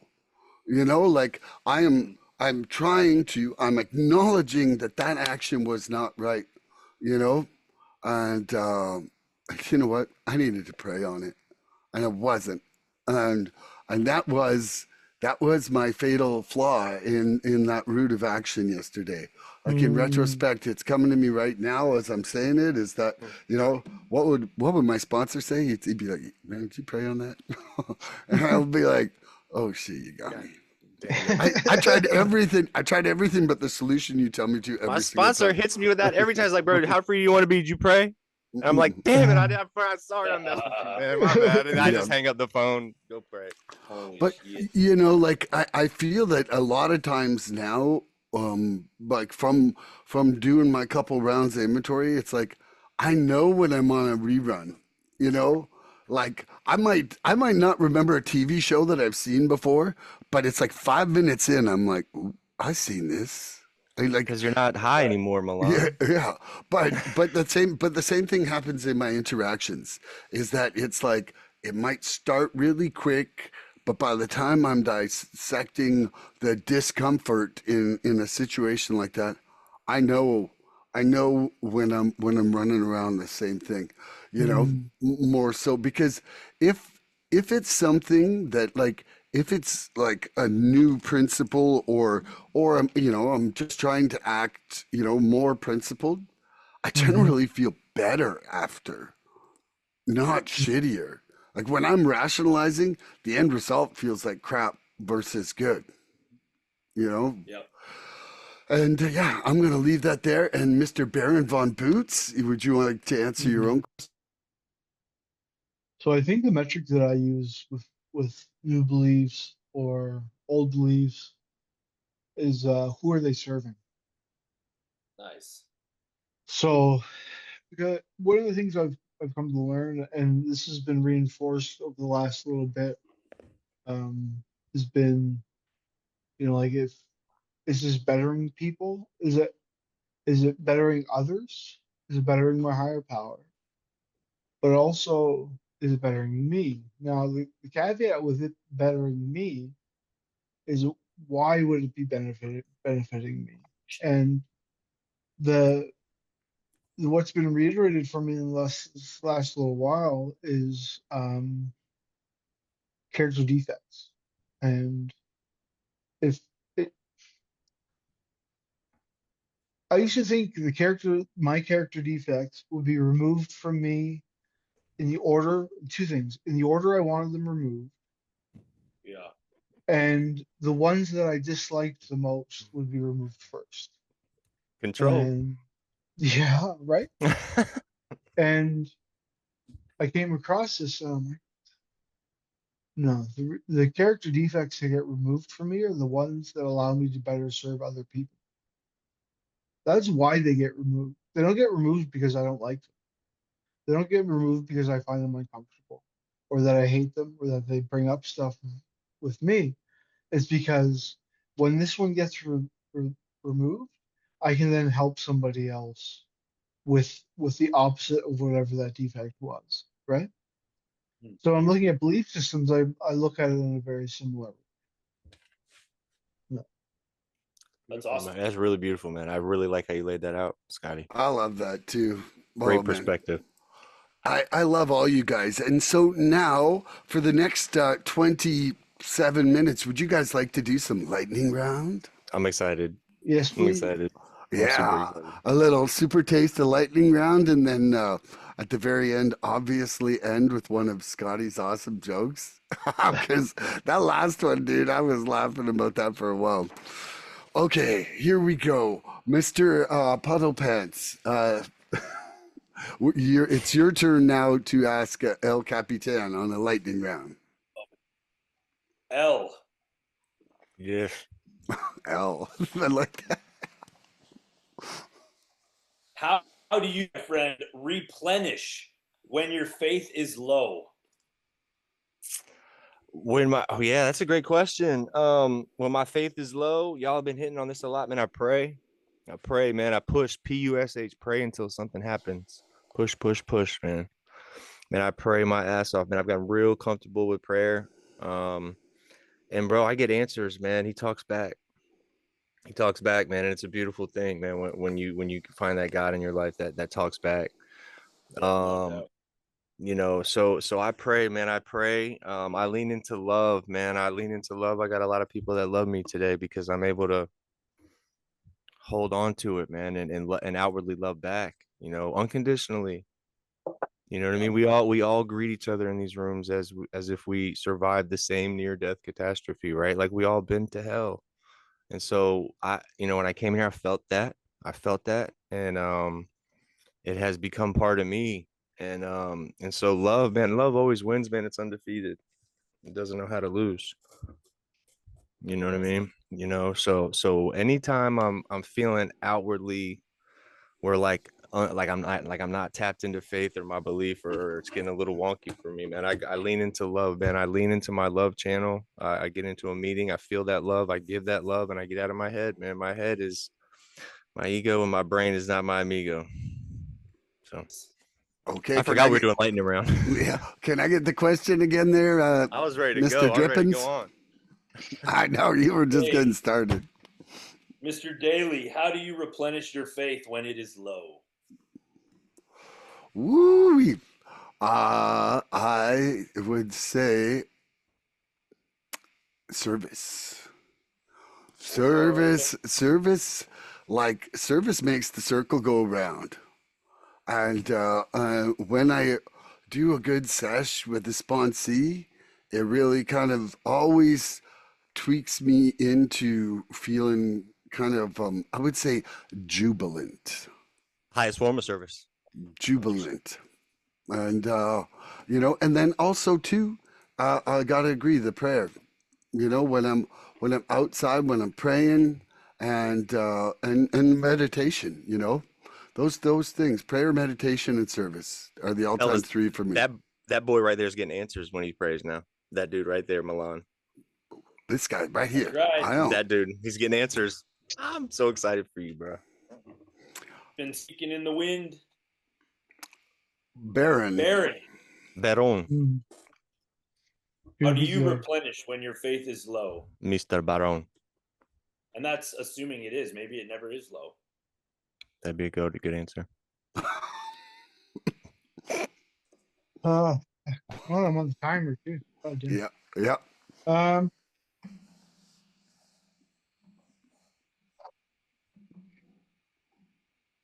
Solitude. So I have like an out of the house battery where I can only do so much, and then I need some solitude. Yeah. And so I often will go to city parks. Often my wife and I will go and we'll have a campfire, just in the park, right at one of the cooking bins. Nice. Nature, definitely. I think the Stoics were onto something when they said include nature in your uh, daily spiritual practice. Beautiful, man. Mm, Beautiful. nice one. Knocked it out the park. Hmm. Okay, and PP, can you ask yourself?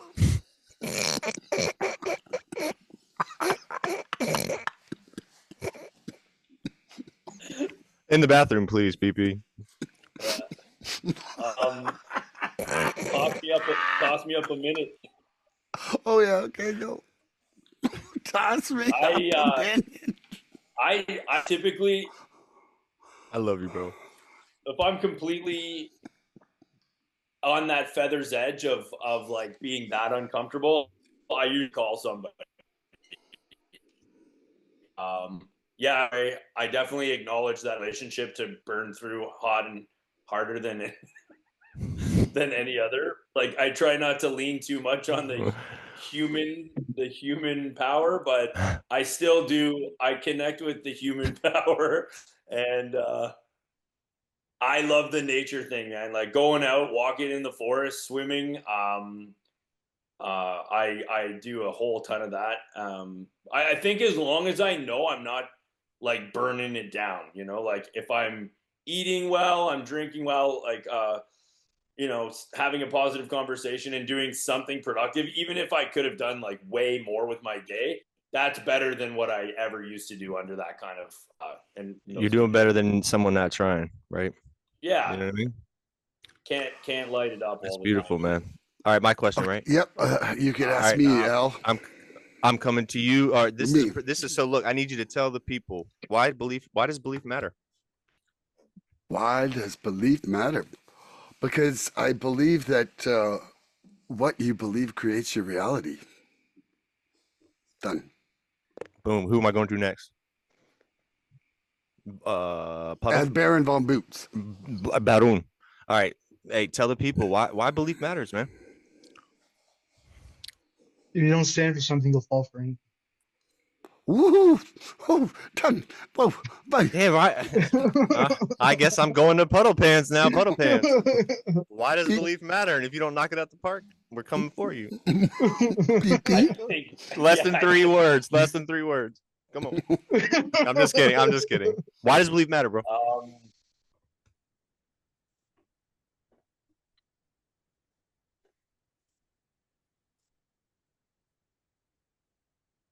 Yeah, I think it's human nature to self-destruct without that belief. I think that the limited, isolated, fragile, vulnerable self, the self will run riot. I think it's the grand design for that to tap back into the greater, the bigger, the more powerful. I think that the finite must reconnect with the infinite, or else it will perish. I love that, man. And that comes through belief. It does. It does gotta have belief. All right, I'm gonna answer that question. Why does belief matter? Because it gives me direction. Belief gives me direction. It gives me hope. Nice. It's the difference between giving up and getting up. You're gonna give up or you're gonna get up. You're gonna have belief in yourself that we can do that, we can change, we can be a better person, or are you just gonna give in to that to just the easy way of doing it, man? We're coming out of this thing, man. You gotta have belief that you can do this. If you don't have belief, man, what are we doing? So if you're new and you don't know what to believe in, just stay. Borrow it. That's my thing for today. Is like, if you don't have belief, man, borrow that shit, man. Because there's enough in these rooms to go.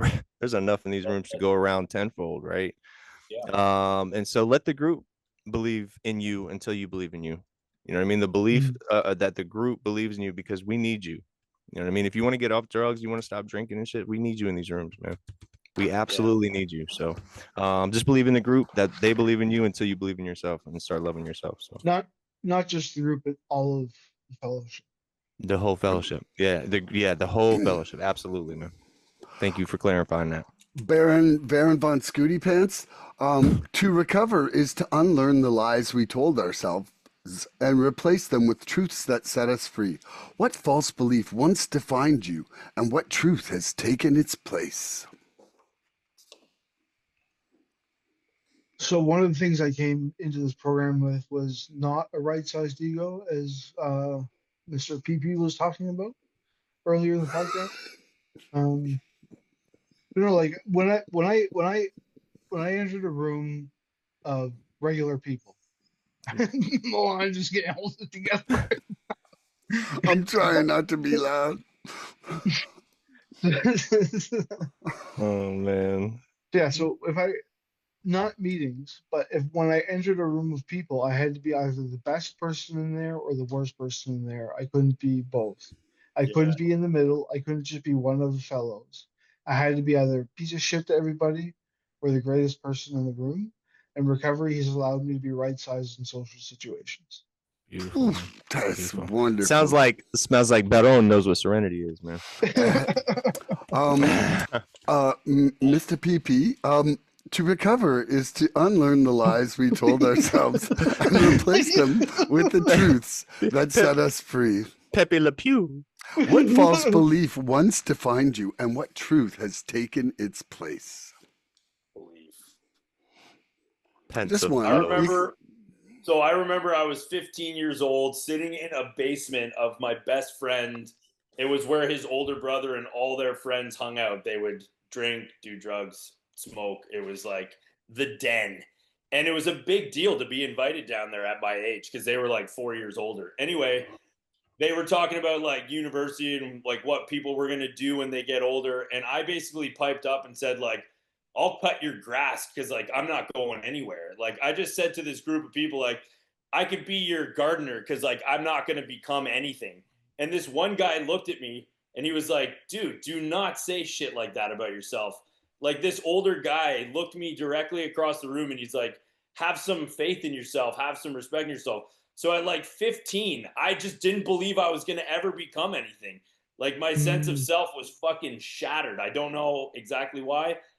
And so I have to daily combat such a powerful thought process.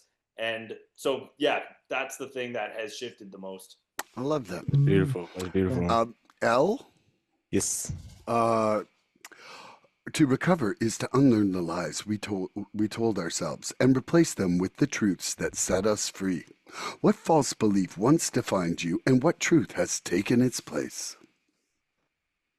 I mean, the first kind of thing that comes to my mind, bro, is like, I understand now that it's okay to live a life that most people don't understand. Okay, like we don't have to make everybody understand that, bro. I've really been on that lately. Like it's okay to live a life most people don't understand. We are very complex people, and we don't, coming into this, my mindset was that everybody had to understand me and where I was coming from and know everything about me, and that's not the case, man. That is not the case. But you can't live a new reality with the old mentality, Scotty. Right? That's you right. Can't. Right. And so I try to live my life like this, man. If someone can see your actions and not your words, right? If someone cannot hear a word that you say but see your actions, what kind of person would they say you are? You know what I mean? It's how I treat people, man. I come in here and I treat people the way I want to be treated. I don't give them too much. I don't take too much from them. I throw them love. I give them everything I was given because my books tell me, man, if I don't give it away, I can't keep it, man. So, and the more I give it away, the more I receive it, bro. It's a beautiful thing. Okay, Milan, what false belief once defined you and what truth has taken its place? So the very first thing for me that question brings up is I spent 17 years of my 37 years trying to white knuckle in some respect. And I truly believed coming into the program that I couldn't be happy and straight. That I needed parties to be like that glimmer of happiness in between the whatever of life. And it's like, man, I have found so much happiness in recovery that I never had anywhere near that type of happiness inside addiction. And I mean, look at dude, get 4 addicts really high, put them together for 2 hours like you just put us together, and see how many of them laugh like we've laughed. But we'd be miserable hiding each other's drugs from each other and shit. Like I got a little bit too much. Are you doing another one? Well, I don't want to do it when you want. Like, I mean, I was seriously trying to not like, I didn't want to wreck other people's answers. I was laughing so hard these 2 hours. I'm leaving that. My cheeks hurt. My cheeks hurt, bro. Do you got another question, Baron Von Boots? Nope. I got one for you if you want me to throw it in there. Yes, please. All right, cool. So this is from Baron Boots to who? Milan. Who am I asking? Milan? Oh, Mr. Milan's bro. PP, do you have one? Oh, oh, Something. we're in the Matrix. Well, hold on. No, the next turn is Mr. PP. Oh, Mr. PP. oh yeah, gets it is to ask. PP. It is Ask PP or asking answer. to ask. You get to ask. You get to ask. Okay, I think I might have one more. Okay, that's all we're asking for. I- It's a good Okay. thing because What's the difference? This is taking it just into like a different sort of like experiential, factual. What's the difference between knowing and believing? Is it me? Is it on me? yep, that's you. Knowing and believing. Knowing something is, believing in something. I mean, is infinite, right? Like if my belief can be this infinite thing, right? Like I don't know exactly what I believe in. I can't quantify what it looks like, right? But I do believe in love and all these other things that I'm so freely given, man. So belief is infinite, man. It's never ending. It's like love, it's limitless, but knowing something is kind of like the facts of the matter. Believing and having belief is limitless. It's without boundary. It's open. It's completely open. There's no restrictions on the belief part of it. That's my answer. Okay, could you repeat the question, Mr. Yeah, what's the PP? difference between knowing something and believing something?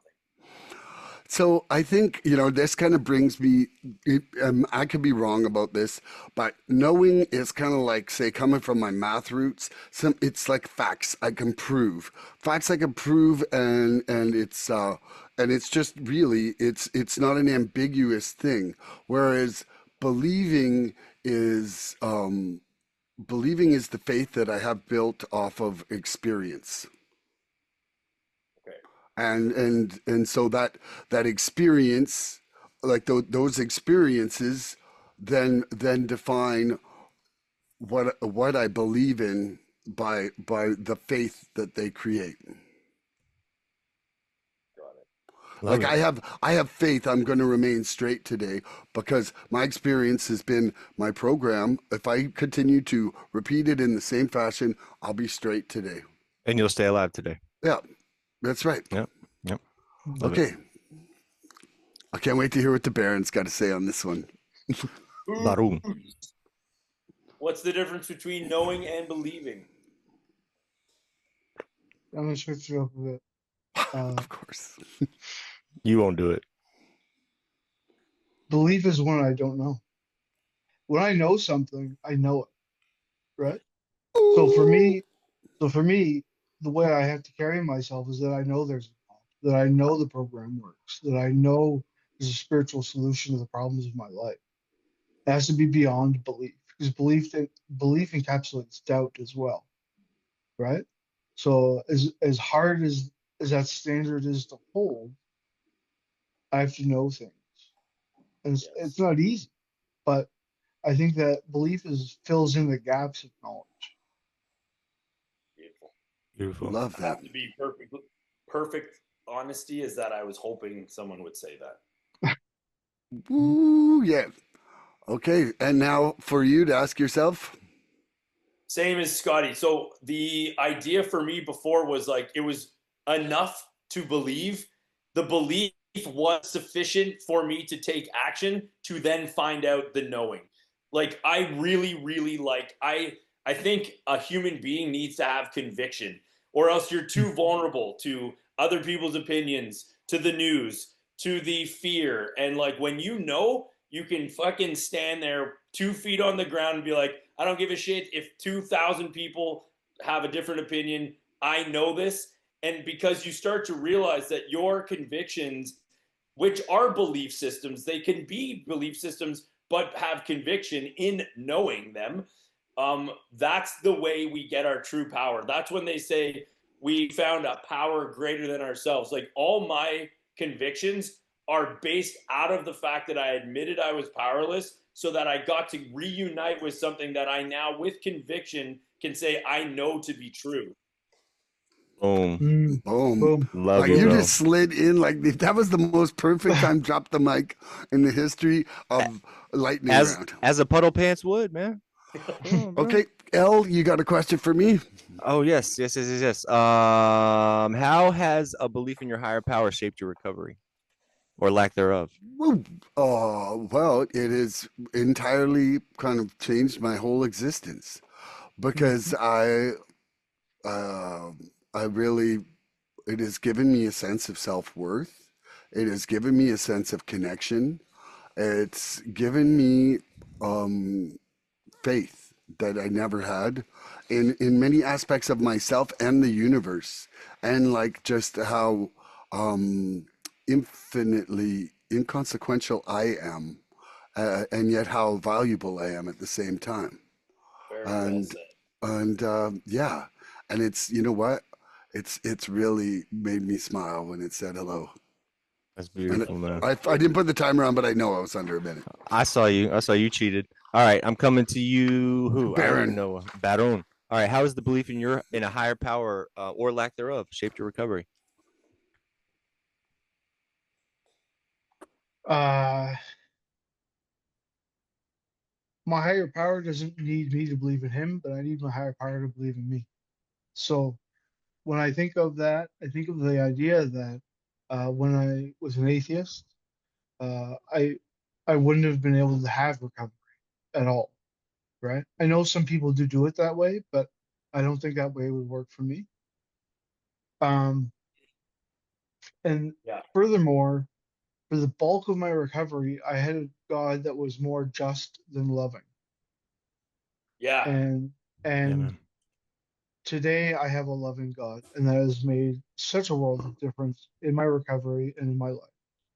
That's beautiful, Love man. that. Positive That's difference. beautiful. That's beautiful. Positive difference. You're the reason why I had that question, man. You're the reason why I had that question because it does say in our literature somewhere it references becoming clean as atheists and how we do that. And Yeah. cool. So You asked Mr. Peepee. puddle coming your way. How has belief in a higher power or the lack thereof shaped your recovery? Pee. So yeah, I think I believed in God before, and now I know that this thing is real, and it's been a critical piece because it's too overwhelming if I don't believe in the laws, like so I now know, not because I'm being picked on or that like I'm the one that needs super parenting or like more discipline than all the other kids that got to just go have fun, and I'm just the idiot that needed to really be taught these like lessons on a deeper level. Like I took everything so personally before, and so now I just have faith in the laws that are for my best. Before it was like I was being picked on, like why did I get caught? How come I'm the one that has these horrible hangovers? It's like everyone else is just having a good time. It's because this thing loves me and it's for my best. Boom. That's beautiful. That's Mm. beautiful. And So L, asking Uh, yourself. I asked my own. So, how has my belief in higher power or lack thereof shaped my recovery? Well, obviously, I mean, I didn't have a higher power. I believed in God when I came in here, but through the step work and staying clean and just for today program kind of things, man. You know, um, I now have grace and guidance in my life. Very nice. I have grace and guidance in my life, and Mhm. I know I have trust myself to do the right thing regardless of who's looking, man, because God's always looking. God's always looking. It allows me to make a living amends to myself in real time. In real Mhm. time, I pick up that piece of trash. I used to step over that trash and just throw another piece on top of it. Now I actually pick up that Yeah, piece of trash because I know who's got to pick it up. that's right. And so it's a whole different way to live. Oh, Fear doesn't stop me anymore. Fear doesn't stop death, guys. It stops life. Don't let well fear Mm. said. don't let fear stop you while you're living. You know what I mean? And if it costs me my piece, Yeah, it's you too might as well expensive, give Scotty. it the full blast. Let Yeah. it go, right? And people don't see Yeah. the choices you had, they only see the decisions you make, right? So people only see Mm. those decisions you make, they don't see the choices you had, man. So you Wow. make the right That's decision. a good one. That's a good one. Okay, very last round of questions. Mr. Barron, some beliefs kept us safe in survival. Recovery helps us release them so we can learn how to live. What protective belief are you ready to release now in order to grow? So this goes back to the education thing I was talking about, where I've let go of the belief of doing a science degree, and I'm switching my focus to the trades. And I've applied for an instrumentation technician apprenticeship, and I'm going to go that route instead of going to university. So that's the decision, and the choices I had for that decision uh, would have kept me sick if I didn't do it. I Wow. love that. I That love was that. beautiful. Hell yeah. Okay, Baron, what? No, you already Yeah. asked Baron. Oh yeah, not Baron. Sorry, Ice. What protective belief are you now ready to release in order to grow?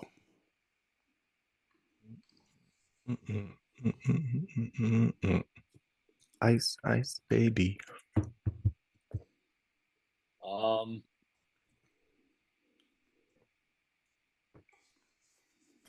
man, I don't know. This is a hard question for the lightning round.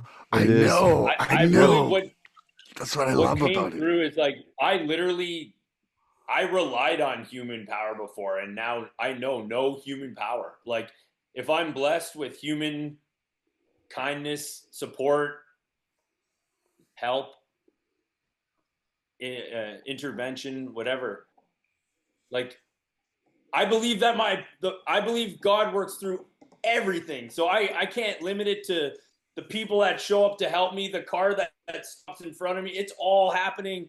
I'm either going to make it or I won't, and I want to do my part. Like my God works through everything. So before it was human, I relied on human beings too much before. But if it works through human beings, then wonderful. But it's because it's it working through them, not because it's them working for me. Yes. Beautiful. Yeah. Like it, man. Awesome. Okay, I like it. and L, what new belief are you willing to act on, even if it feels unfamiliar?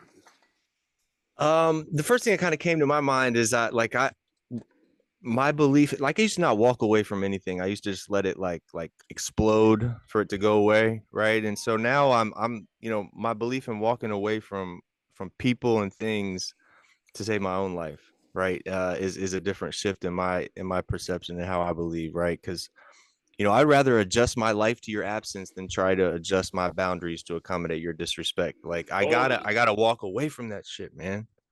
You know what I mean? I can walk away today and know I block and delete, man. My sponsor is big on the block and delete, bro. As soon as it hits my table or something silly comes, like block and delete, man. Stop thinking about that shit. You're here to save your life, man. We're here by any means necessary to keep you alive, right? And it's not about riding the wave, the cool kid wave, and the drugs and the partying. It's not about all the fireworks outside every single night, man. It's about that serene 6 or 7, Scotty. I want that serene 6-7, man. I don't know what that is. I don't know what peace is, man. As an addict, I'm so familiar in those shitty diapers and that chaos. I don't know what peace is, man. So when I find it now, I get it. I hold on to it, man. And what new belief am I willing to act on, even if it feels unfamiliar? And it's just that, man, everything is surrounding this surrender. And the freedom is coming from that perpetual state of gratitude for me. And having that, praying my gratitude for things I don't have. Like that whole core right now is the way to freedom for me. And it was never like that, man. I spent my life trying to build security through control. And now it's just that I'm trying to build freedom through surrender. And it's just a different direction in my life. And okay, Barry. Oh, okay. Hold on. Just wait. Ice, you got any final comment? My comment is I like to know things, but I also have a ton of respect for belief. I've learned a great deal from you guys today. I respect you so much for what's gone on before, during, and after the transformation. My cup is full today. Thank you. L? Love you. Yeah, look, remember this. Faith is just proof that we have trust, that we trust God's voice over our own vision, right? And you can't skip the struggle and expect the crown, Scotty. You got to get through the struggle, man. You got to get through the struggle, right? And turbulence is the price we pay for flying high. Got to remember that shit, man. Look, mistreating people and then avoiding communication is not protecting your peace. It's avoiding your accountability. Let's go. Okay. All Let's go, man. Baron, do you got a final comment and a joke to take us out? Yeah, so my final comment would be you don't get clean before you come to NA. Come to NA to get clean. Boom! Come on, So man. no matter where you are in your recovery, if you need to get clean, you don't go to NA showing up with your best face. You get up and get your ass into a chair. And you know what that reminds me of is you don't adapt the program to your life. You adapt your life to the program. Most definitely, most definitely. Boom. Love you, You man. wanna Love all y'all. So do you guys know the difference between an addict and an alcoholic? No, what is it? No, what is it, Scotty? An alcoholic will steal your wallet. An addict will steal your wallet and help you look for it. That's true, bro. Tune in next episode for more recovery. I know some of them. Bye bye, everybody. Please help us help others. If you'd like what you've seen here today, please subscribe and share this podcast and help us get to 100 followers. We're looking for interaction with our audience. So please email recoveryfreedomrising@gmail.com or contact Milan South Okanagan Starcic on Facebook with questions, topic suggestions, or just comments. We'd love to hear from you.